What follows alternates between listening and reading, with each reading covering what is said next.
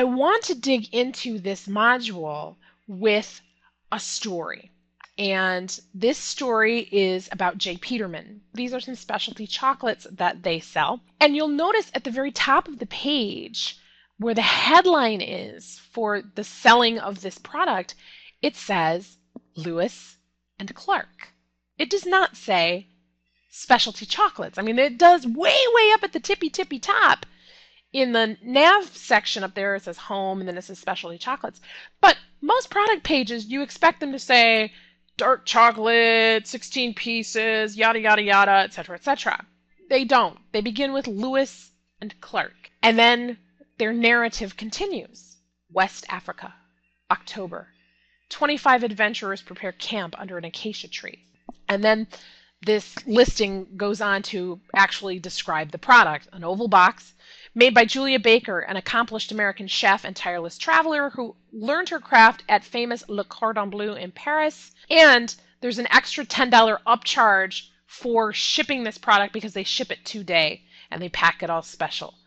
So this is a pretty brown box and it's got 16 chocolates in it. And I want you to notice the price. $40 for 16 chocolates. When you are spending $40 for 16 chocolates, you're buying more than just some chocolates. So let's think this through. Let's walk through this really quickly. What is it that they're selling? The headline is a dead giveaway. Lewis and Clark. When the words Lewis and Clark, the names Lewis and Clark come to mind, most people think of, if they know it at all, the Lewis and Clark expedition. These were explorers. This was uncharted territory. This was an adventure. This was hard work and grit and determination and mapping of the United States before it was the United States and Northwest Territory, blah, blah, blah, blah, blah. Okay, so you get the idea that this is an adventure. These chocolates aren't just chocolates. They're an adventure. This is a story that really sets up the fact that, oh, by the way, they're selling chocolates that are in a pretty brown box with a brown ribbon on it.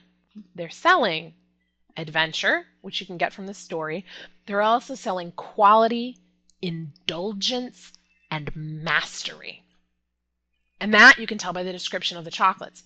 If they were just selling adventure, it wouldn't matter that Julia Baker's a Cordon Bleu trained chef, which is one of the finest culinary art schools, if not the finest culinary art school in the world. Why does that matter? Well, it adds to the credibility and the luxury, the opulence of this gift. This is not just a box of chocolates.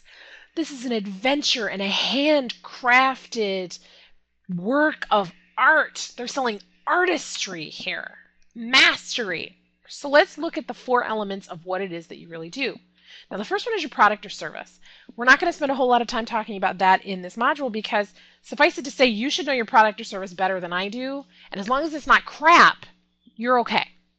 Okay, if you're offering crap, you need to offer something different.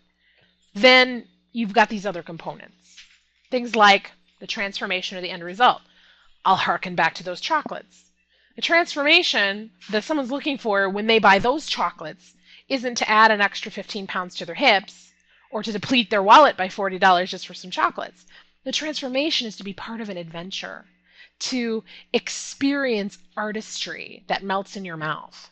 Maybe to even have a little bit of bragging rights around the fact that I spent $40 on 16 chocolates. Oh my God, they were amazing. They also had another package, I don't know if you saw it, $120 for like 48 chocolates. For someone who doesn't really care so much about the chocolates as they do about the experience and the presentation and the artistry, that's what they're paying for.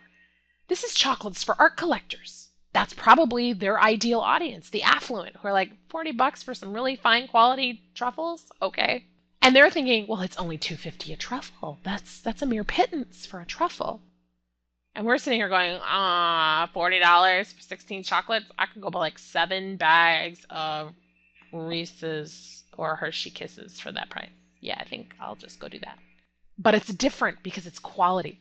So what's the transformation? What's the end result that your customers are seeking when they work with you? The product or service delivery. How do you deliver that? Do you deliver it in person?